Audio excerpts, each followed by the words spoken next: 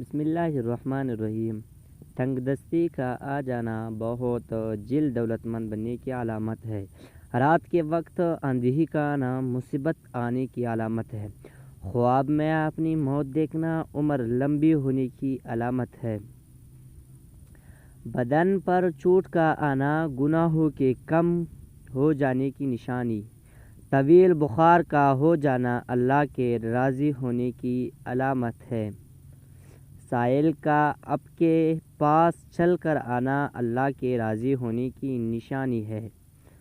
دھوکہ ملنا رب کی طرف سے سیدھا راستہ ملنے کی نشانی ہے۔ گھر میں بلیوں کا آنا کاروبار میں برکت آنے کی نشانی ہے۔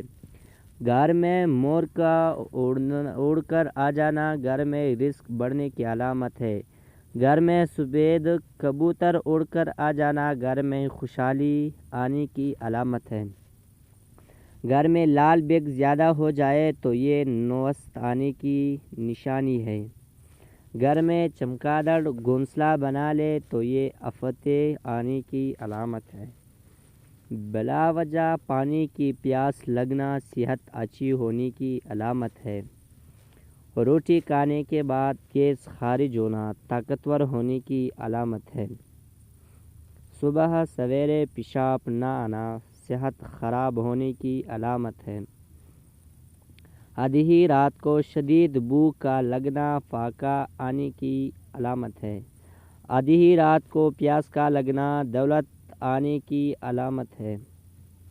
دنیا سے دل لگ جانا اللہ سے دور ہو جانے کی علامت ہے۔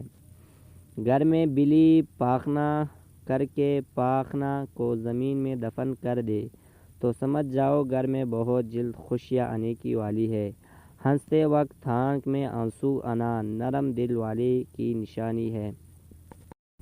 اندھیرے سے ڈر لگنا معصوم لوگوں کی ٹھوس علامت ہے۔ روٹی کھانے کے دوران چھینک کا آنا عمر لمبی ہونے کی نشانی ہے۔ کامیابی بازاروں میں نہیں بکتی بلکہ انسان اپنے عزم و حوصلے سے حاصل کرتا ہے۔ نئے دن کے ساتھ نئی طاقت اور نئے خیالات آتے ہیں۔ منزلیں سپاہیوں کا استقبال کرتی ہے۔ بزدلوں کو راستے کا خوف مار دیتا ہے۔ زندگی مسلسل جد و جہد کا نام ہے کیونکہ اللہ پرندے کو رزق دیتا ہے مگر اس کے گھونسلے میں نہیں ڈالتا۔ محنت کرنے والا اللہ کا دوست ہے۔ بہترین لقمہ وہی ہے جو اپنی محنت سے حاصل کیا گیا ہو۔